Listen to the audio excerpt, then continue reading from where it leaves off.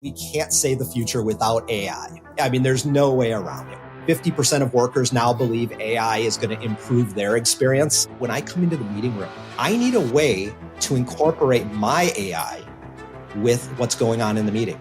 It's almost a bring your own AI type of a concept. Most of what we do in our day-to-day is going to change significantly.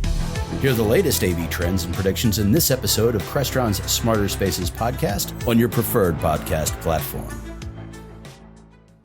You know, if I knew the answer of how to bring more people into this industry, I'd be living a different life. But you love the van life, man. Well, you'll have plenty of time to live in a van down by the river when you're living in a van down by the river. On this episode of ResiWeek, we talk Sunday Night Blues, navigating power, and Expos wins. All this and more on this episode of ResiWeek. This is ResiWeek, episode 456, Living the Van Life. Welcome to this episode of ResiWeek. This is your weekly roundup of all the latest news and stories for the residential AV industry. I'm your host, Matthew Scott for AVNation.tv, and this week, I'm pleased to be joined by two of my good friends. First, we have Mr. Alex Capecelatro. He is the founder of Josh.ai. How you doing, Alex? I'm doing great. Thanks for having me. Thank you for being here.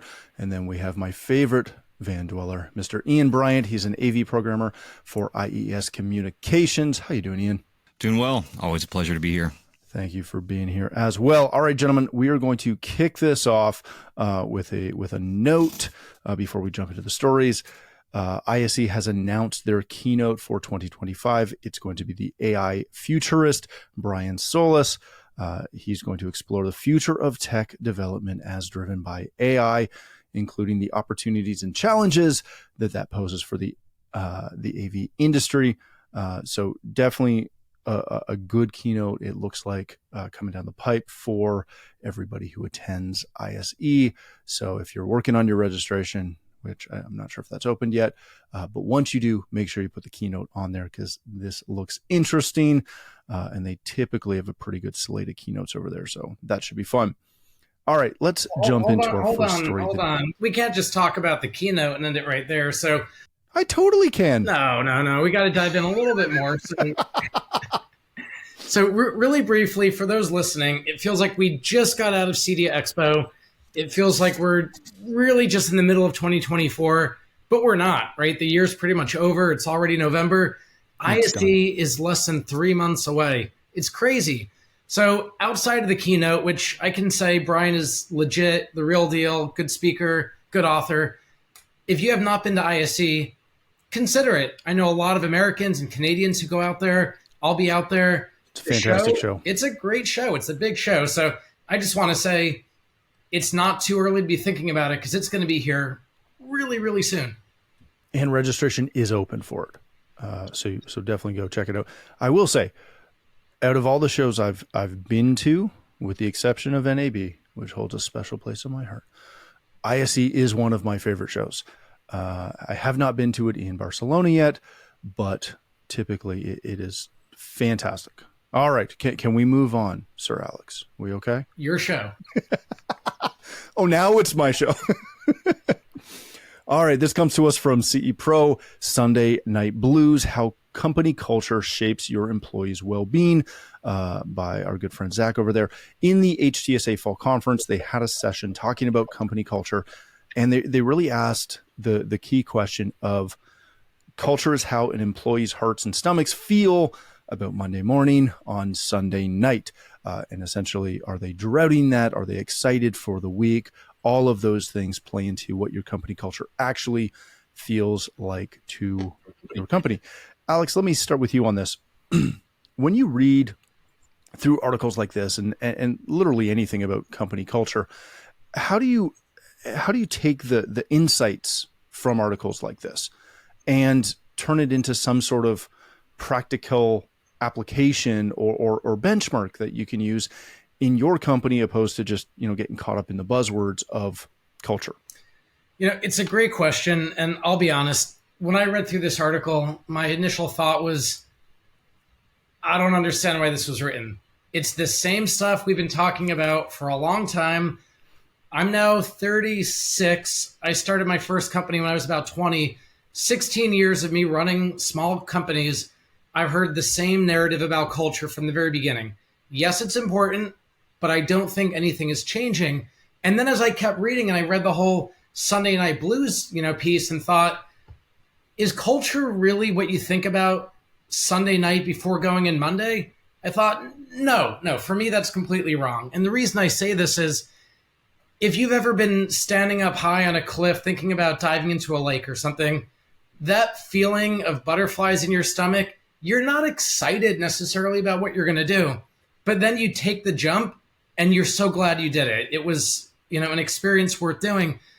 I feel like the way that I like to build companies, you're not always going in, the night before thinking like, I can't wait to get to work. You might be dreading it because it's high pressure, it's high stress, you're doing something that matters. But then when you're in it, like jumping off that cliff, you realize I am actually moving myself forward. I'm growing, I'm changing the world, I'm making an impact. And so I didn't agree with a lot of what the article was necessarily talking about, but I did kind of sit back and reflect on, if you're running your business and you don't think about culture in one way or another from time to time, it's a good reminder. It's not just about you're paying your employees, you have some benefits, people are getting their jobs done. Are they growing? Are they learning? Are they feeling like this is a job that they want to keep doing? And it really comes back to retention. So I like the reminder that we want to think about the teams that we're building, the environments that we're creating, the way that we interact with the people that work above and below us within an organization. Whether or not the specifics in this article resonate with every business, probably not for everyone, but we all should be thinking about culture from time to time. Yeah, that's a great point. I do take issue with the cliff jumping reference. I would have preferred, since it's November, ski jumping or hitting something big we can stomp into some powder, which is where mine's at. Ian, I'm really glad that Alex brought up the fact that most people aren't really excited Sunday night thinking about going into work on Monday, because my first thought when I read this was, you can't just take a Sunday night thought of the start of the week as any reference to what your company culture might actually be, thinking, in my case, I don't look forward to Monday ever. I'm not looking forward to getting back to work. I'm hanging out with either my kids or my wife, or some combination of them, doing the great, I'm not really going to get this time again till next weekend, because like Alex, I've been running a company for way too long. And I don't spend a lot of time in the week with my wife and my kids because I'm working a ton. So yeah, if that was the case, if that was the parameter we're using, I would have terrible company culture. Can you use some of these real abstract thought processes as a real driver or a real quantifier for where your company's at? I agree with both of you. I think it's hard to gauge someone's how well company culture is by how their attitude feels Sunday night before getting ready to go to work. I 100% agree, because as you all know, the lifestyle I live, the last thing I want to be doing on a Sunday, as I've been out in the wilderness or hiking or doing something all day with my dog, is to go back to work. But, we all have to go back to work. I think really what matters is, once you get to work and you get started on your day, is how you feel about the team and the people you're around and the work that you're doing, and how fulfilled you are feeling about that day, those first 4 to 6 hours of your day. When you get done on Monday, like, how did the day go, and how do you feel about where you are and where you are with the company and where you are with your team? That's where I think the measurement should be placed at. And when you build a culture that supports everyone and supports their mental health and their growth and everything, usually once you've gotten started Monday is where you start to feel like, yeah, I like it here. And so, yeah, I agree with both you guys. It's kind of changing that up. It's always good to remind everyone that it's something to think about and something to consider. But how you measure that is a little bit different, I think. Yeah, I think it's a challenge. All right, gentlemen, let's change topics for a second. This comes to us from Residential Tech Today and a good friend of the show, Mr. Chad Russell. How to navigate power needs in residential system designs. Go through the article.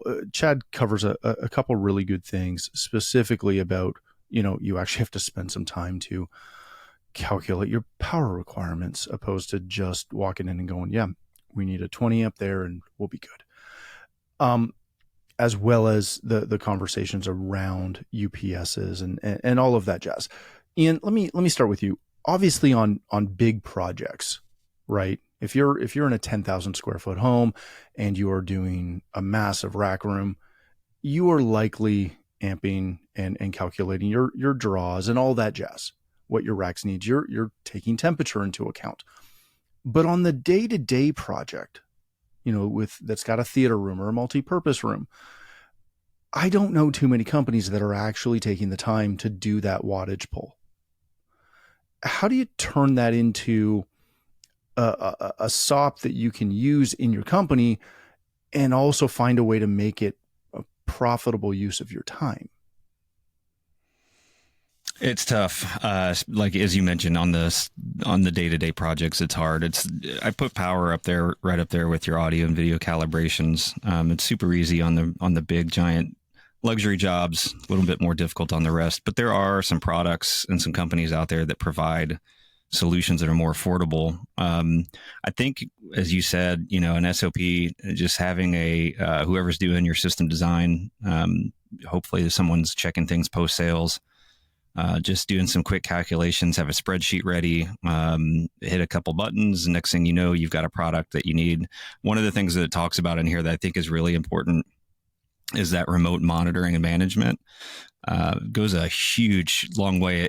It goes great for the luxury clients, but it goes even further, I think, for those that aren't spending a lot of money when it's a Saturday afternoon and you've got someone that's maybe on the service team that gets notification saying, hey, so-and-so's internet's down.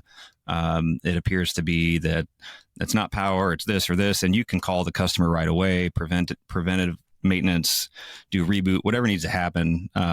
Having that set up on all your projects, if you can, is a huge sale. But it all just starts, it starts at the bottom on the small jobs. If you get those done and you get those in, it'll just make it easy across the board. I just say do some sort of power management and monitoring and do calculations in every job if you can. Alex, I fully respect what Ian's saying. And I know it just doesn't happen. And I know it's really, really hard for most integrators who, again, aren't doing the mega mansions to find ways to do it. And the first thing that gets cut in that bill of materials when the client's trying to save money is that massive fancy power bar or UPS or, whatever it is. Is it a hill worth dying on? Or is it one of those things that you just take the approach of, we put it in every job, and if they pull it out, they pull it out? First things first, I know a lot about automation. I do not know a lot about power. So I'm going to give you a very unsophisticated answer, but take with it what you will. 5 years ago, 10 years ago, I would have said it's not a hill worth dying on. If someone doesn't want it, they push back. You can still develop and design a good system, and at the end of the day, it's going to be okay. I feel like the world's shifting, though. Look at what's happening at Lightapalooza, all the work going into power, Rosewater, Tesla battery pack, solar, all of these changes. I feel like the conversation now is more about, if I get a power outage and I want to keep running certain elements of my home, what type of battery do I need? What type of generator do I need? How long is that going to be able to run? How much is that going to control? And now you have an equation worth doing, because you can say to a client, hey, when you lose power, do you want to be able to run only these critical items for 12 hours? Do you want to be able to run everything, including your HVAC, including music, including watching a movie if you had, a local downloaded source? Well, in order to do that, we need to make sure we design the right, battery or generator, the right power intake, the right system. We have to calculate this. And so for me, it's all about providing a customer benefit. And if you do it the right way, a certain segment of the customer base is going to say, I want to be able to run my home for at least, 2, 3, 4 hours during a blackout or a brownout. And let's design a system that can keep everything running, so I don't even know that the system went down. And that gives you a reason to put all of this in. I think without that reason, though, customers don't really understand why it matters. Matt, I was just going to say, I know the phrase, everything changed after the pandemic. I'd probably going to hate me for saying it, but, I'd say we're in a place now where there's almost someone in most homes. There's always someone home now, whether you've got one or multiple people working remote, or you've got kids remote through school, or whatever the situation is. There's more likely, there's more people home now than ever. And, having those outages and internet now being so critical for everyone is huge. So I just think, again, it is, for me, it's a hill to die on. I don't disagree with either of you. I just know the battle that, to be perfectly blunt, I deal with every day with my mid-market clients who just don't care. Even the ones that should be buying the big generators, they're very happy to have the conversation until they get the quote. And then it's, we don't care. They'll buy a bathtub over a generator. It's fine. All right, let's change topics for likely the last time. This comes to us from CE Pro. It's an opinion piece by Hagen Kapler, who's the Daisy CEO, showed the exciting potential at CEDIA Expo 2024 for the growth that still exists in the CI market. Hagen attended her, I believe this was her first show, and walked around the floor, was very impressed with the size and scale of the so-called little-known custom integration industry. One of the things that I loved about it in this article, which you should definitely go read, is the fact that how quickly she recognized that we use more slashes to explain the industry than any other industry she's ever been involved in, noting that it takes her 30 minutes to explain to friends on the sidelines of her kid's soccer game what industry she's in and how they still don't get it. Alex, when you read through this article, I found this to be quite uplifting, right? For Hagen to come in being someone who's not around this industry at all, just getting into it, obviously quite heavily into it, but being a newcomer and having a completely different perspective walking into it. But I was a little disappointed just in the fact of how quickly she realized that we can't explain what we do to anyone ever at any time. And even when we do and take 30 minutes, they still don't get it. What do we do with that? So there's a lot to unpack here. I do want to talk about the article and talk about this perspective, but to answer your question directly, I don't know that it really matters. I've dealt with this since I got into the business. For some people, really what they care about is AV. Other people, it's environmentals. They want to have shades and motorized shades and lighting control. For some people, it's the fully integrated experience. The reality is we're not one thing for one person.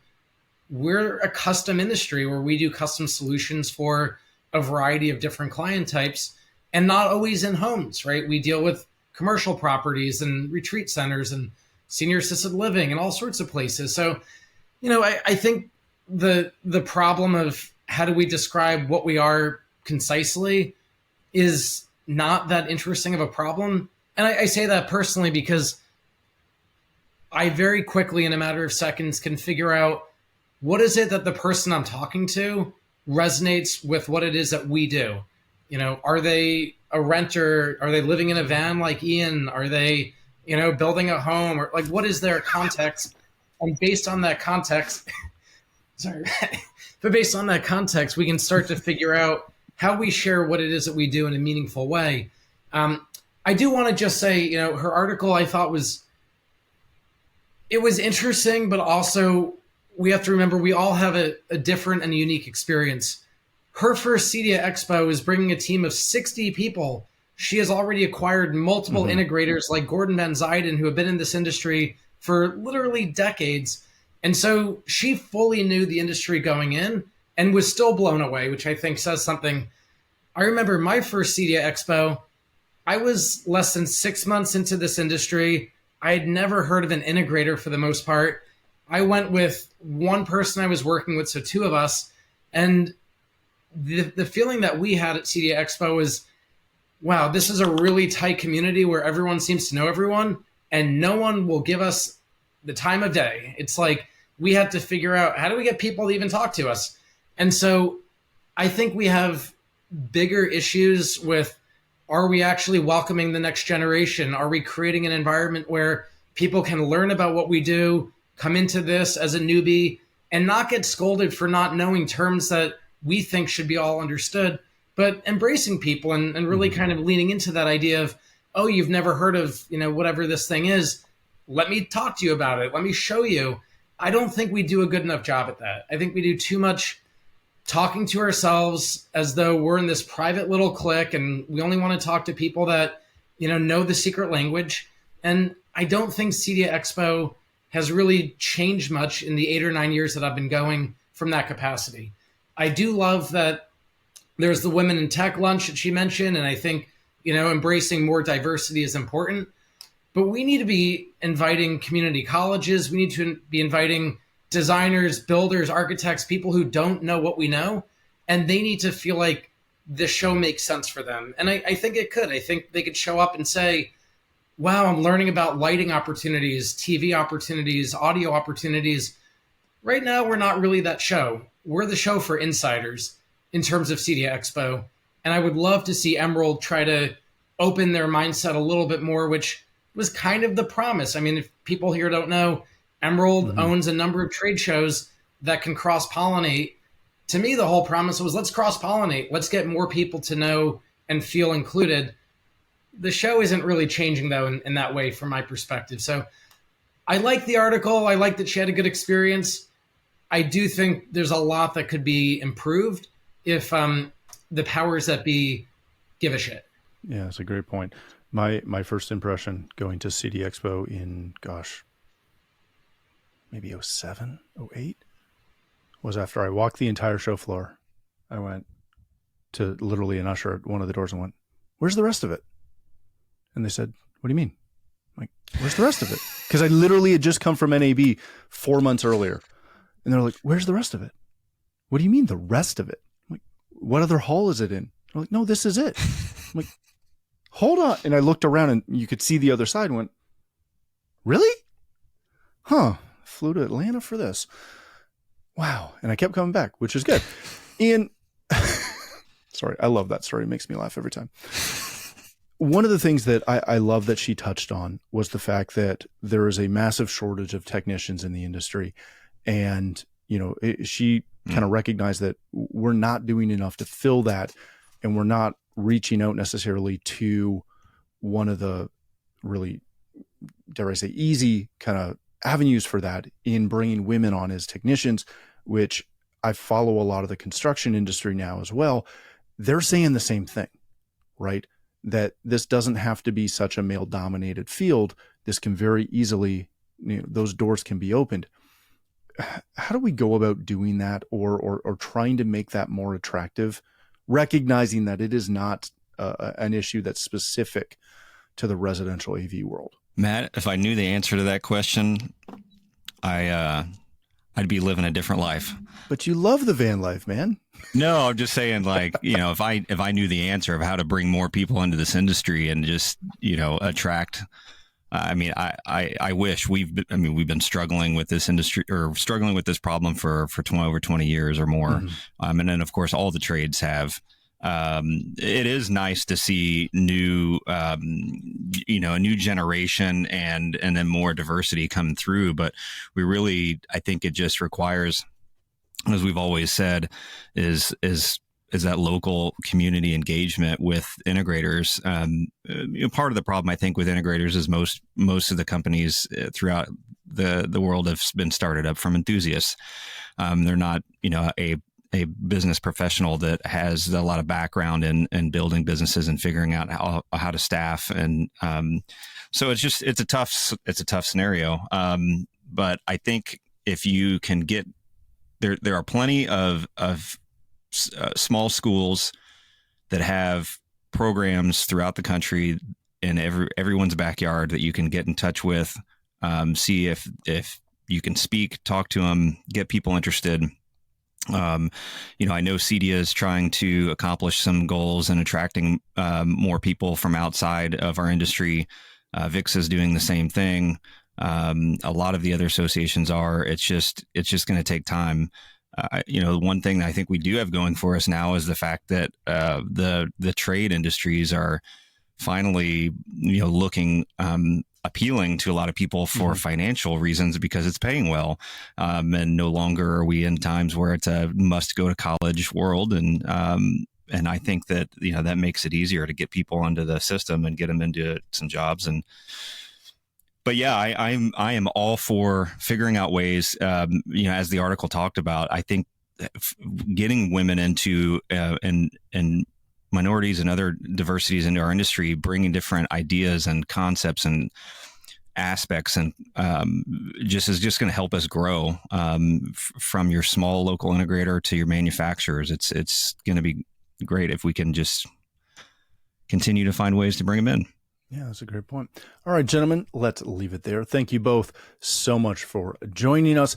Ian, if people want to connect with you, learn more about IES Communications, where can they do that? Go to IESCOM. That's IESCOMM.com. Excellent. Thank you, sir. Mr. Alex, if people want to connect with you, learn more about Josh.ai, where can they do that? Best thing is just go to the website. From there, you can learn all sorts of things and also reach out directly. The website is Josh.ai. Excellent. Thank you both. Thank you again for joining us. If you'd like to connect with me, you can find me at Matt D. Scott on Twitter, X, and every other social platform. But more importantly, please visit AVNation.tv, where you'll find this show as well as a wide variety of other shows with all the verticals that we cover. When you visit the website, please take a moment to check out our supporters. We are extremely thankful for their support and ask that you check them out as well. Thanks again for watching. That's all the time we have for this episode of ResiWeek, the network for the AV industry. What are you listening to? This is AV. This is AVNation. This is AVNation. This is Erin Marmoran of EdTech.